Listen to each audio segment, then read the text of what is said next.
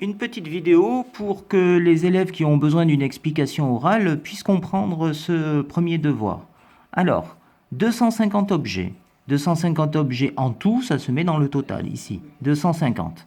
Ensuite, on continue à lire. 2 défauts sont constatés. Le défaut A pour 60 objets en tout. Donc 60, je le mets dans le total des A, c'est-à-dire la dernière case de la première colonne.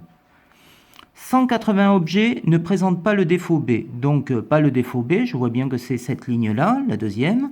Ici, je marque donc 180 objets. 20 objets ont les deux défauts. Les deux défauts, ça va être à l'intersection de cette ligne et de cette ligne. Donc, je mets 20. Le reste, c'est que des soustractions.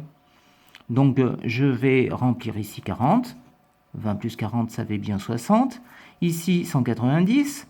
Puisque 60 plus 190, ça fait bien 250. Ici 140, ici 50 et ici 70. Voilà pour le tableau.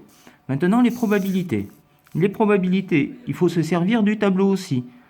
A inter B, la probabilité d'avoir une pièce en la prenant au hasard qui a le défaut A et le défaut B. On va chercher dans le tableau le nombre de pièces qui ont les deux défauts. Il y en a 20 sur 250. Donc il faut diviser par le total. 20 sur 250. 20 sur 250, ben ça fait 0,08. Ensuite, deuxième probabilité à calculer, A inter B, ça veut dire le défaut A et pas le défaut B. Donc là, dans le tableau, je reviens.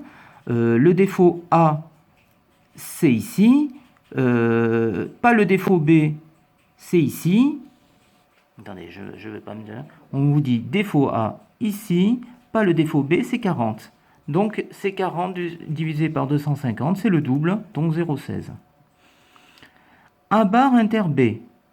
Donc, il n'y a pas le défaut A, mais il y a le défaut B. Pas le défaut A, je regarde cette colonne. Il y a le défaut B, c'est 50, donc j'en reviens à 50 sur 250. Donc ici, ça fait du 0,2. A bar inter B bar, ça veut dire qu'il n'y a aucun des deux défauts. Dans l'énoncé, c'est clair, aucun des deux défauts, c'est exactement pas le défaut A, pas le défaut B, donc c'est 140. 140 divisé par 250, et ça fait 0,56. Pour la dernière probabilité, on peut utiliser une formule du cours. P2A union B, c'est P2A plus P2B moins P2A inter B. Et on a tout dans le tableau pour répondre et calculer ces trois nombres. P2A, c'est 60 sur 250. P2B, c'est 70 sur 250. Et A inter B, ça a été calculé ici, c'est 20 sur 250. Voilà, on fait le total, 60 plus 70 moins 20, ça fait 110 sur 250. En multipliant par 4, ça fait 0,44.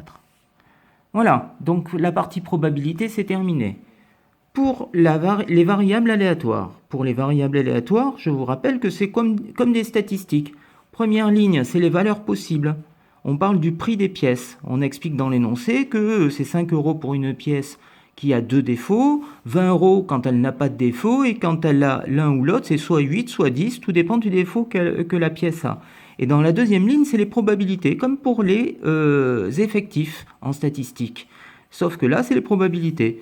Alors, quelle est la probabilité d'avoir une pièce à 5 €, donc qui a les deux défauts? On a fait les calculs, les deux défauts, c'est 0,08.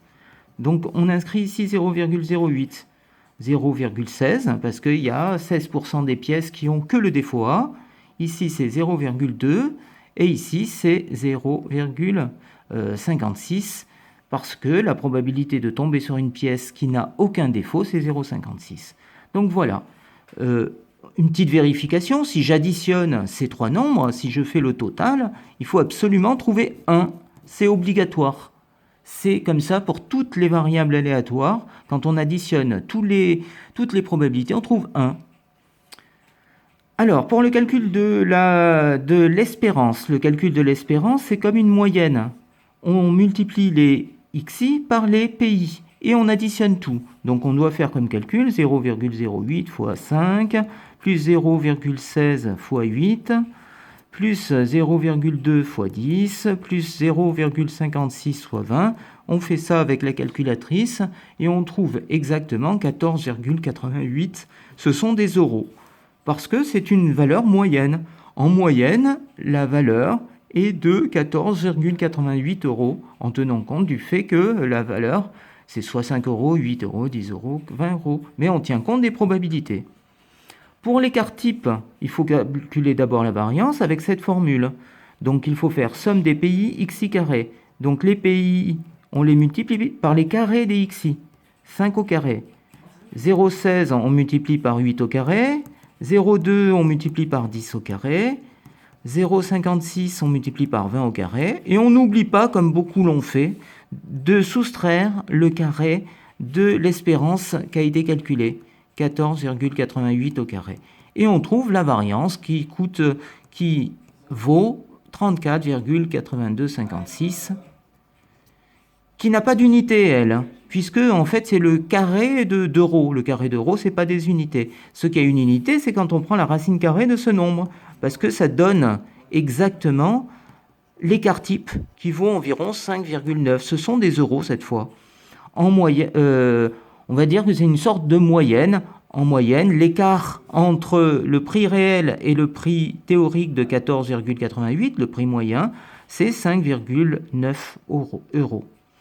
Voilà. Alors, pour terminer, j'aimerais vous montrer qu'avec la calculatrice, on peut tout à fait retrouver les résultats, parce que on fait des statistiques. Donc, on va dans le menu des stats, je vous rappelle, menu stats. On rentre en liste 1 les prix des XI, voilà les valeurs 5, 8, 10 et 20. En liste 2, vous rentrez les probabilités. Vous vérifiez dans Calc que dans 7, vous avez bien mis dans X liste 1